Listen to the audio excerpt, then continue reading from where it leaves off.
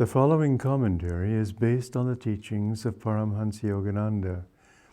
In the Gospel of St. John, chapter 20, we read the inspiring account of Jesus' resurrection. The first day of the week cometh Mary Magdalene early, when it was yet dark, unto the sepulchre, and seeth the stone taken away from the sepulchre.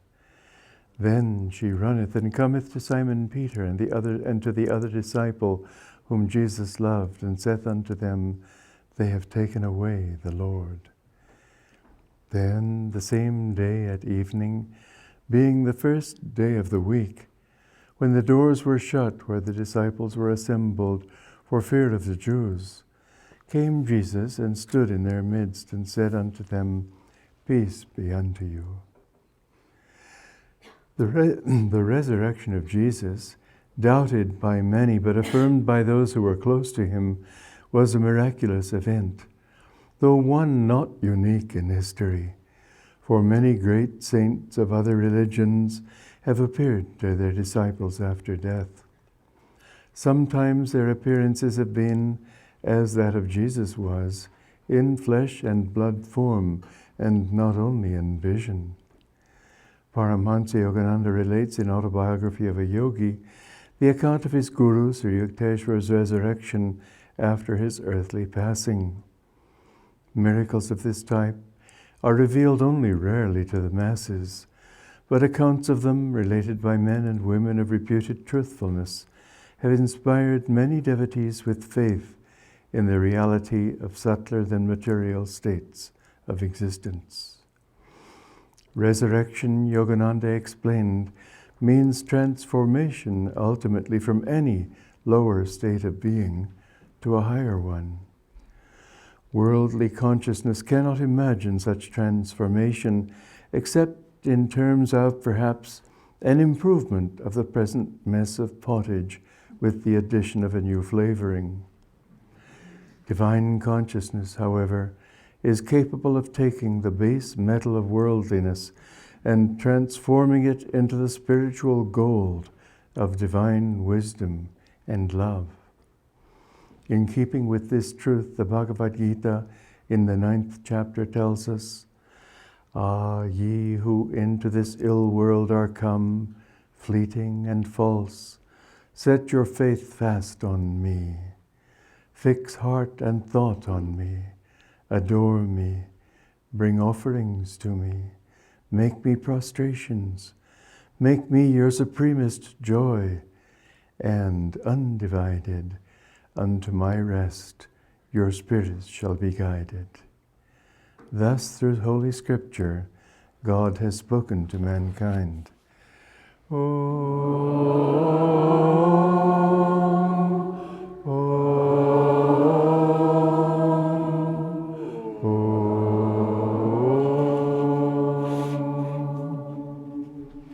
I would like to read also from Whispers from Eternity. Thank you.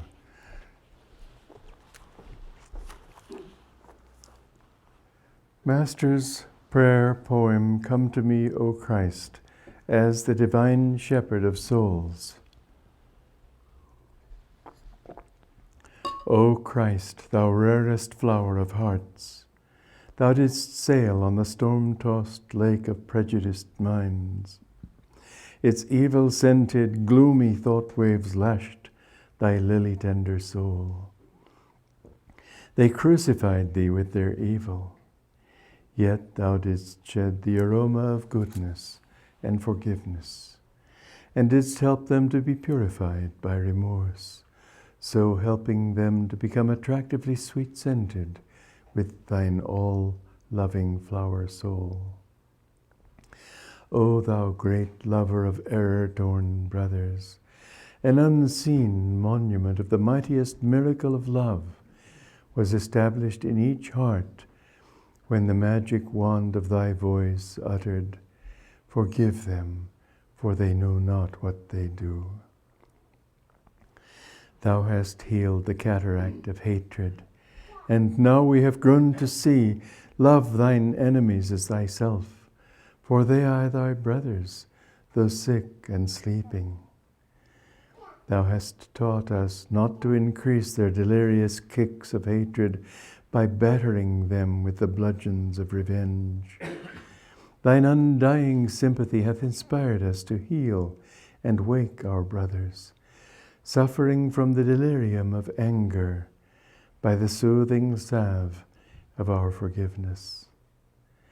Thy crucifixion reminds us of the daily crucifixion of our fortitude by trials, of our wisdom by ignorance, of our self-control by the scathing hands of temptation, and of our love by misunderstanding. Thy test on the cross proved the victory of thy wisdom over ignorance, of thy soul over flesh, of thy happiness over pain, and of thy love over hatred. So are we heartened to bear our crosses bravely and pleasantly. Teach us to pour out sweetness when crucified by harshness, to bear with calmness the assault of worries, and to give understanding unceasingly to those who unjustly hate us. O shepherdess souls, wandering hearts are of themselves seeking the one fold of divine devotion. We have heard the ever-calling music of thine infinite kindness. Our one desire is to be at home with thee, to receive the cosmic Father with joyous open eyes of wisdom, and to know that we are all sons of our own one God.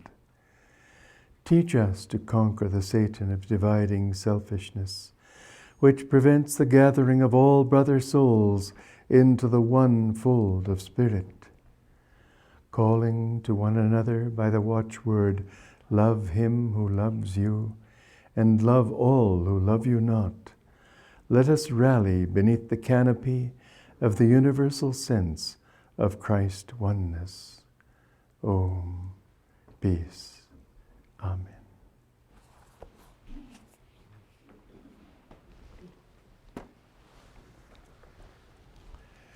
The crucifixion and resurrection of Jesus are one of the most powerful symbols in religion everywhere. It's a universal symbol. It's not particular to Christians, and it doesn't denote, the cross does not note suffering, but challenge and ultimate victory, as we find on Easter Sunday. The universality of this cross goes way back in history. Master explained it as a cross between the upward spiring aspiration of the soul and the outward movement, which can be taken to mean two things. One, desire to bring truth to the world. The other is to be involved in the world and therefore to receive its misunderstanding and crucifixion. Both are true. The aspiration is that which all of us have who were alive in this world, because as one monk was told, he asked Master once, "Will I ever fall from the spiritual path?" Master answered, "How could you? Everyone in the world is on the spiritual path." We cannot but be on the spiritual path, even if we're the worst sinner, even the greatest mafioso. These things are relative to this outward relationship, which we can get awfully confused sometimes. But beneath that, there is always the soul. We are all children of the same God. And within us, there is an aspiration towards something which, unfortunately, for greater or lesser time, but let's be honest, it's a greater time, really, in everybody's case, is a desire for itself. And everybody in the world, every creature, wants the same basic things. Master explained it very basically and very simply. To escape pain and find happiness. It's that simple. Except that we think that pain means something that it isn't. And we think that happiness means something that it isn't, and therein lies our confusion. We think that pain means our neighbor is treating us badly. We think, in fact, that pain means crucifixion. And people so pity Jesus for having been crucified. Well, after all, yes, it's a pity, but there were thousands of people crucified, and are they sorry for them? No. Why are they? And they don't mind persecuting their neighbors. What a pity Christ was crucified. Why was it a pity? It wasn't a pity as far as he was concerned. It was a pity for the simple reason that Jesus explained up on the hill when he looked down on Jerusalem and said, "Oh, Jerusalem, Jerusalem, how that killest the prophets, how often I would have saved you, like a mother hen gathering in her brood, and ye would not." And it will continue so until you come to the point where you can say, "Blessed is he who cometh in the name of the God of the Lord." Blessed is he who understands that God can come to people, that God is evident, and that whatever we see in life should should cause in us a gratitude to God for all the blessings. But no, we don't say blessed is that which comes in the name of the God. We say blessed is that which comes to us, me. And we get a completely wrong handle on it. And so we think that suffering, and the suffering we want to escape, is people's mistreatment of us, misjudgment of us, persecution of us, all sorts of things. This world is a complete confusion as far as those values are concerned, which you place on that kind of level. I mean, just think of a tiger in the underbrush leaping out and grabbing a peasant for his lunch. Is it bad or is it good? Well, we say it's bad. It's good for the tiger. How do you know? How can you define good and evil in such superficial terms? But there is something that makes it good or evil. That which brings us away from that which we ourselves want, and that which brings us closer. And whereas the tiger is not enough evolved to know that what he really wants is God, his soul behind that does know. Everybody's soul has this desire for happiness, but then they confuse happiness too. And they think happiness means wealth, money, power, destruction of enemies, all sorts of outward things. Religion, finally, is an inward factor, an inward reality. You, in your soul, want that happiness which never changes, which never can be destroyed, which cannot be burned or cut or divided, that happiness which is eternal, which endures and which is ever new. Shankaracharya explained it as Satchidananda, and Master explained that as ever-existing, ever-conscious, ever-new bliss. That's what we all want. But the mafia capo thinks, oh boy, I'll get it if I can get more money. I can get it if I can destroy those filthy enemies, and so on. Well, we see it all around us. Why blame the mafiosi? It's everywhere. It's the delusion of mankind. But when somebody comes and says, no, it's God, then if people can say, blessed is that. Blessed is that which reminds me of God, not just the person, but all over the world you find attempts to bring about perfection in a worldly way. Bring about earthly perfection. Bring about a thought of a paradise in this world. Many people start communities with the thought that we'll create a paradise on earth. You cannot do so. It's not findable in this relative world. Everything is constantly shifting. It's like trying to say to the waves, okay, now you've got the just exactly right aesthetic shape, stop. They won't, they'll just keep going. There was a thought that if you could bring all sorts of computers into the act and cause the alphabet to sort of scramble itself in an infinite number of ways and continuously, you might conceivably reach the point where suddenly there was on the screen or on a huge screen the Bible, just as it is. Well, it wouldn't last more than sort of a nanosecond. Everything is changed. You cannot achieve perfection because it all changes. As the Greek saying used to be, panta re, everything is change. Now, given that, what we need to realize in our lives is not, why does this have to happen? You can be jolly well sure it does happen, will happen, cannot but happen. If there's anything that can go wrong, it will. Yes, that Murphy's Law is perfectly right.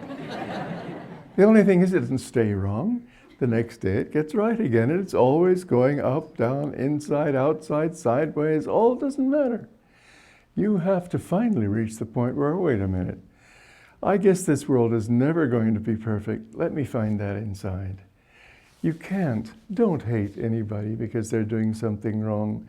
Don't hate people. I know we've been involved in this legal battle for 11 years with SRF. Don't hate them. Don't, and I know you don't, and that's what makes me so proud of you. Because the most important thing of all is that even though we know we have to stand by our principles, and though Arjuna, who didn't want to fight, at the end of the first chapter of the Bhagavad Gita, he says, I won't fight. And then Krishna begins to explain to him why. It is necessary to stand for the truth, because in this relative world you can't always be pacifist. You have to be firm. You have to be outspoken, and people who think otherwise are merely thinking wishfully. But when you understand that although the teachings of Christ are crucified all the time, His truths are crucified, His consciousness is crucified. Every time you speak an unkind word, you are crucifying Christ. Every time you say, I'm sorry, you're beginning to resurrect yourself.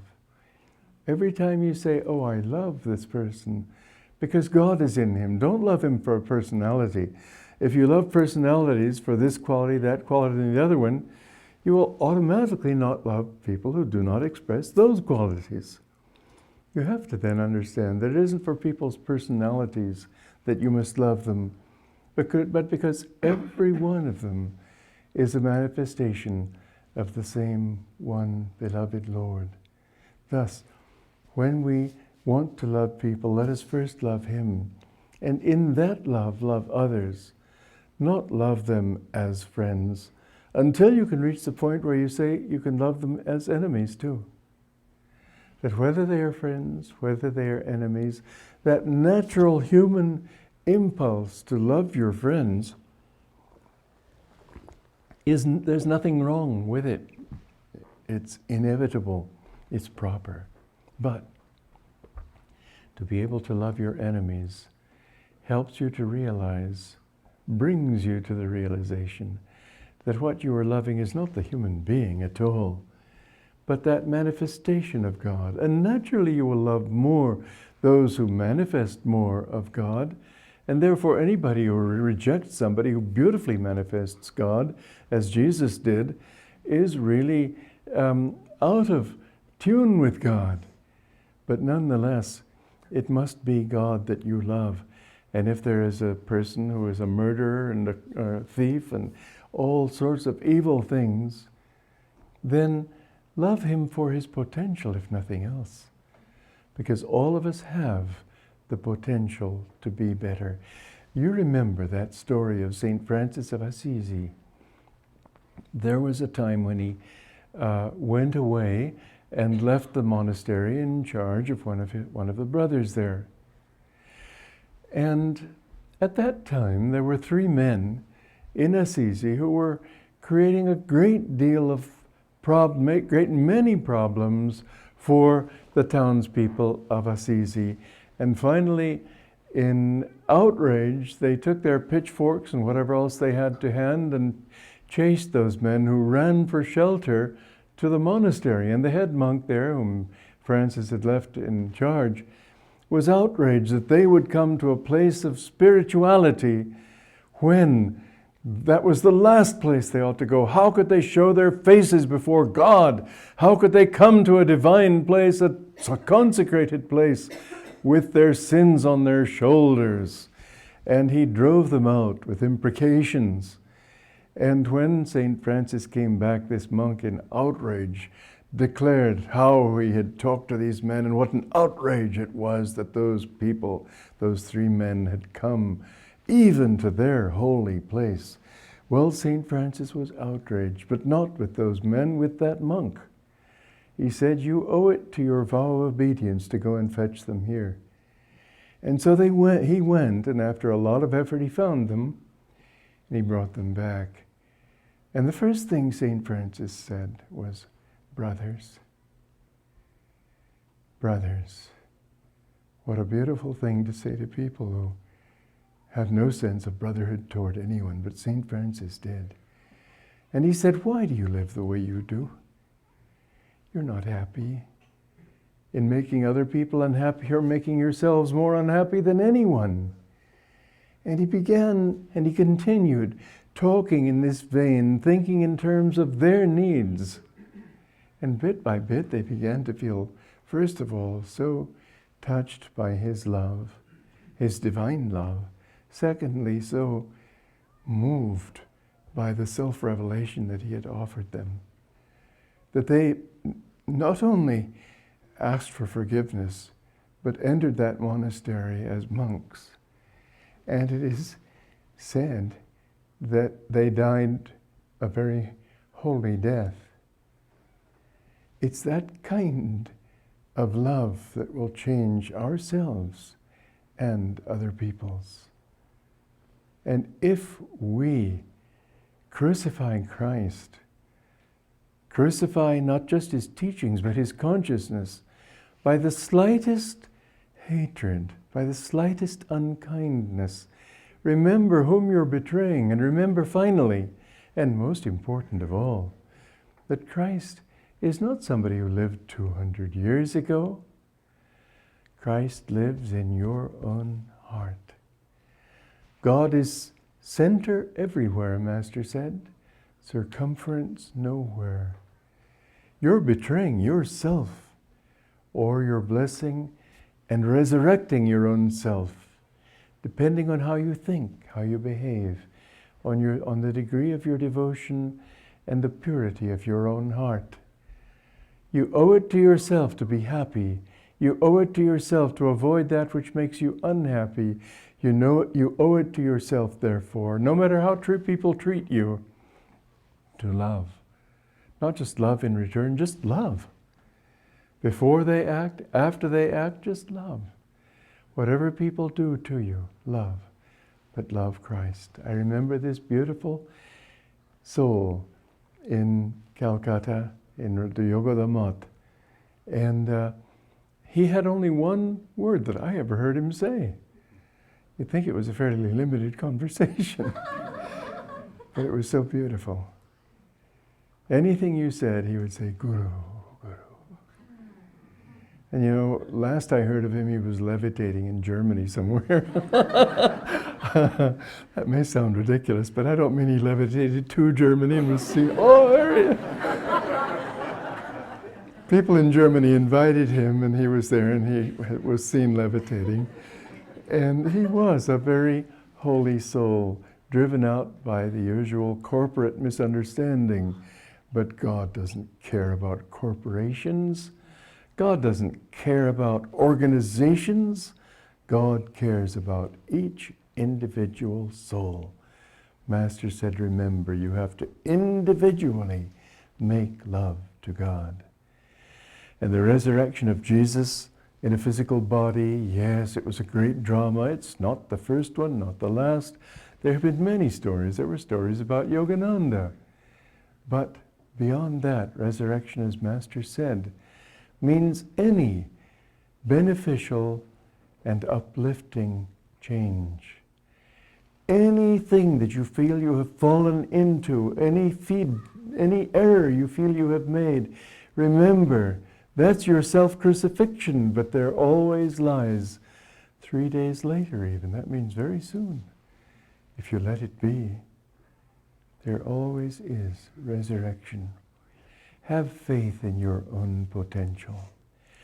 I don't mean have faith in your own stupidity. I mean have faith in your potential. No matter what you do, don't hate yourself for it. That's delusion working through you. Delusion does. Satan does, and Satan is a reality. It's a reality of the divine consciousness. I was reading recently Letters of Master to Rajarshi, St. Lin. And it was so heartrending to see how Master, as he himself put it, why do I have to worry about so much opposition, having to worry about how to gather money to face this and make SRF a secure organization, doing so many things when I need to write these books, when I can't do what I was meant to do? How can God, it was Satan, yes, but after all, God works through Satan. How can these things be? How can it be? Just for an example, Sri Yukteswar said when he met Master, I make you the heir of all that I have. He wanted that. He tried for it. Then why didn't he write a will? It was, whatever he wrote was contested successfully. Traitors, one traitor of Master came to the judge there when Sri Yukteswar's relatives tried to get the land and said, I think you ought to look into this, Yogananda. Well, the judge thought, well, if his own co-disciple has this thought, then how can we not assume that there's something wrong? And so they didn't give it to him. Now, how can God allow things like that?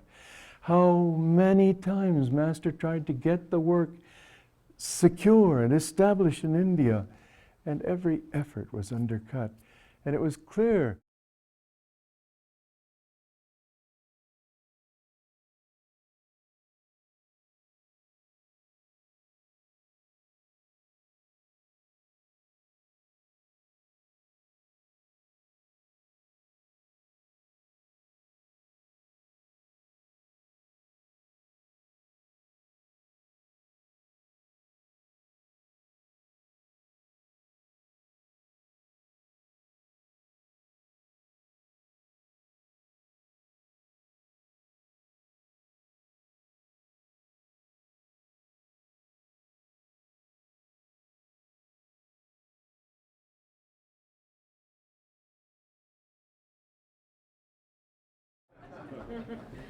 Why does God allow things like that?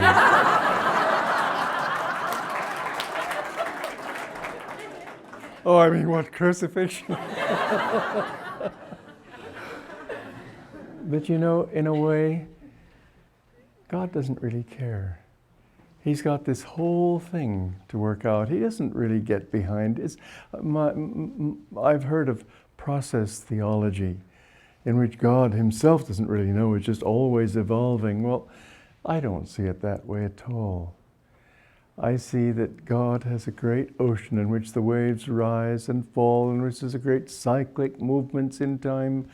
And it's not really, the whole divine story is not one team fighting another team, and everybody cheering on the sidelines for one team and all the demons on the other side cheering for the other side.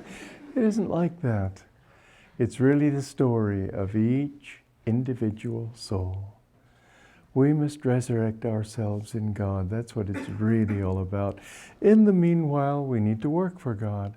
In the meanwhile, we need to serve Him as best we can. But even God won't always be on our side when we're right, because we need, as Master said to me more than once, living for God is martyrdom. Don't think He's going to come in and save the day all the time. He'll often do so, and usually seems to pull you out at the last moment. And in fact, if we look back over the history of Ananda, which is now, 33 years old, we can see so many miracles that could not have happened without divine intervention. Sometimes I wonder if it isn't because I'm so weak and Master was so strong that God does save the day. Sometimes it seemed like He didn't save the day for Master. And yet, in the end, it's worked out. In the end, I do seriously believe that Ananda is carrying on his message. I believe that with all my heart. But what does it matter anyway? Our job is to love God and to open ourselves to him and let him do what he will. Because indeed, in the end, we will see, looking back, that there was a war between light and darkness, greatly heightened in these days, but that in the end, the light has to win.